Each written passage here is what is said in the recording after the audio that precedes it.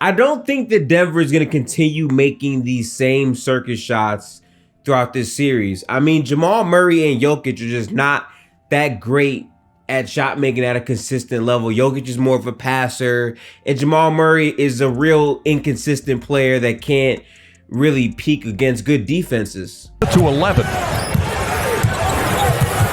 Jokic just gets it off in time. It's up. Oh, it's good!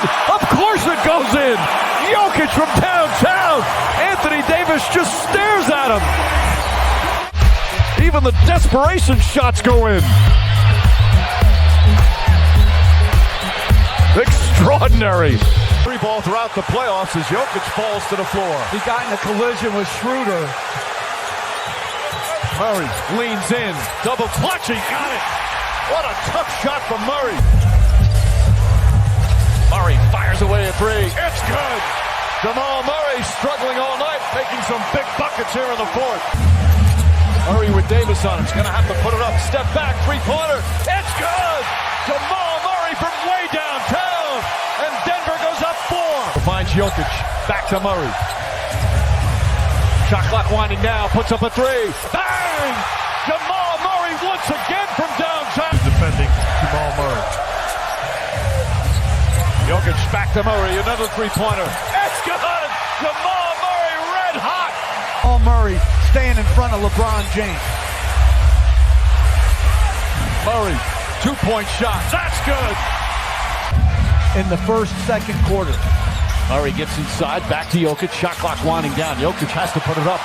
High on three. Oh, he knocks it down! Stepping backwards, falling backwards, and the shot clock expiring. Adam Davis looking to help. Shot clock at 4. Jokic has to put it up. Falling away, puts it up. Bang! Nikola Jokic knocks it down. His foot was on the line. A 2-pointer. That's a tough shot. How about that? I mean, he's Ball cocked behind his head like that. He made the one in what, game 2? Yep. Same thing. Yeah, that was cap. What's good with everybody? Welcome to another gifted upload. I want to hurry up and get this one out, man. We gotta give the Denver Nuggets props. They have made the NBA Finals. They swept the Lakers. Swept. When I say swept, that means 4-0. Swept 4 games, 1 to the Lakers 0, and they played phenomenally throughout this entire series. Everybody stepped up. Aaron Gordon in that closeout game, I'm pretty sure he hit 3 of 6 threes. Just, you know, insane confidence in his ability, and on top of that was playing very solid defense.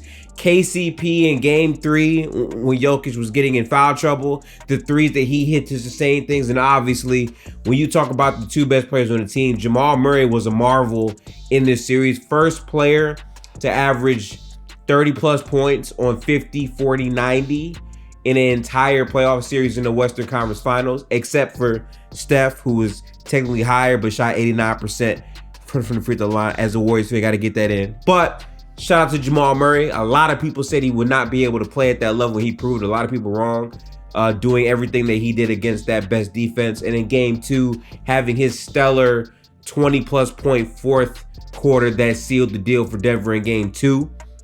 But we also got to get back to the main focus of this video. Nikola Jokic, man, Western Conference Finals MVP.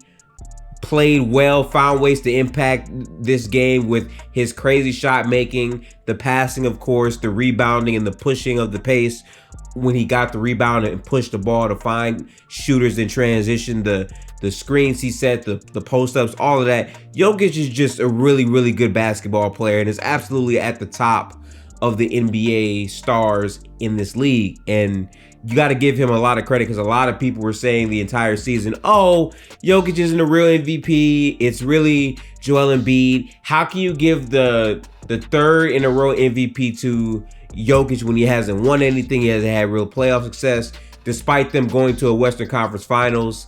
It was just a lot of narrative and not basketball. And I think what Jokic and Jamal show in this series is they can absolutely play and peak at that level. And the Denver Nuggets are a team that should be respected. I mean, this was a team that a lot of people questioned for the entire season if they were a real contender or not at the 1 seed. And they showed consistent dominance outside of 1 month of basketball for the entirety of the NBA season. And time again, they showed you over and over that they're really like that, especially Jokic, who again played well against every defense he's faced so far. And now he has a real chance in the NBA Finals, even though we don't know who they're playing because Miami doesn't know how to close out a series in 4, sadly. But we don't know who they're playing, but the Denver Nuggets have the best roster remaining in basketball in terms of top-end talent and also depth.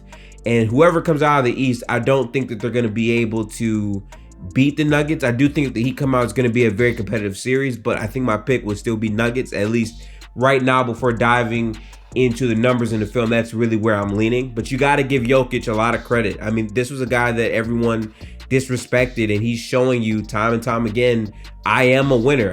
I stand with my teammates. I play winning basketball, and also give me the ball and I can score in bunches at the end, and I'm a killer.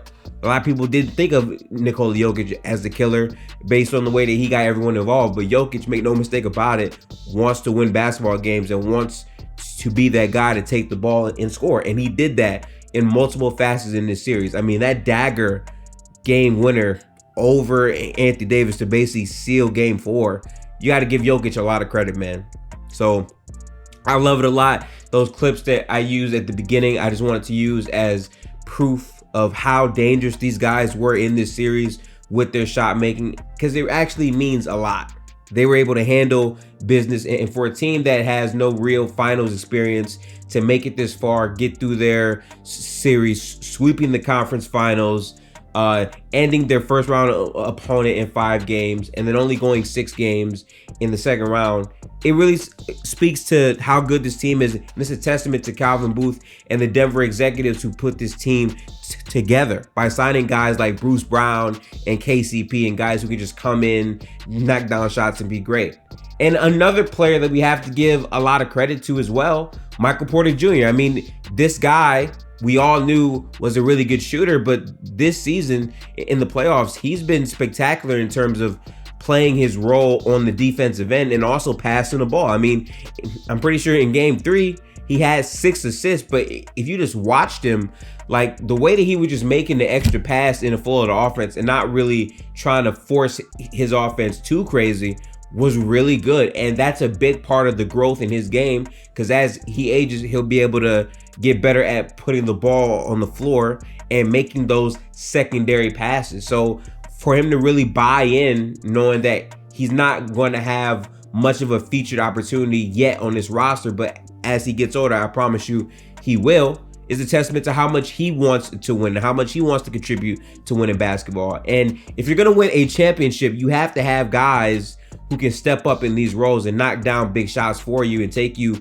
to that promised land outside of the star players. And time after time after time, you saw the impacts of all of these players throughout the series. So much credit to Denver. Cannot wait for the NBA Finals. I think it's going to be great basketball no matter what, because the way Denver plays basketball is very appealing. They play the right way. And I think the Heat also play a high IQ, high level basketball.